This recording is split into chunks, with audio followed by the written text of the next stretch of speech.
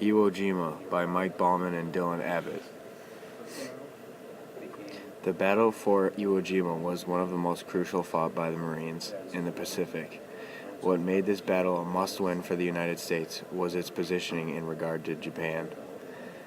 The island was located between mainland Japan and the U.S.-controlled Mariana Islands. The Japanese stronghold there could spot bombing raids nearly 2 hours before they could reach mainland Japan. This resulted in high losses of bomber crews and made the air war ineffective. The island also belonged to Japan itself, meaning that the Japanese would be defending their homeland. So, on February 19th of 1945, nearly 80,000 Marines began to storm the beaches of Iwo Jima after 10 days of non-stop naval bombardment. The Marines faced little opposition upon landing. However, once a large amount of troops and supplies were on the island, the Japanese opened up on them with all they had, inflicting huge numbers of casualties. This of tunnels that could take them anywhere on the island. These tunnels were so advanced that they could house thousands of troops at a time and contain nearly all the supplies the army would need. In all, it was an underground base. Some might even consider it to a hotel because of how nice it was down in the tunnels. The Japanese used this to a great advantage to inflict lots of damage on the Marines.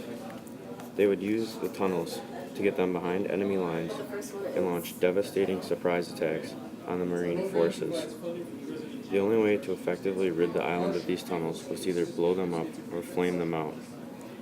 This resulted in hundreds of Japanese soldiers being trapped beneath the surface and eventually suffocating to death. They would not surrender. It was against their will. By the end of the battle, only a handful of Japanese would actually surrender. The others went down fighting.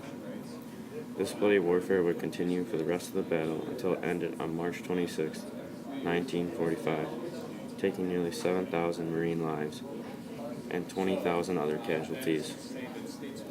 The Marines learned that any future engagement with the Japanese would be a bloody one. The Japanese ready to give their lives for their homeland and their families. Surrender would not be an option for them. They would give their lives for their emperor. One of the most important events during World War II happened during this battle. After countless attempts to take the highest point on the island, named Mount Suribachi, the Marines reached its summit.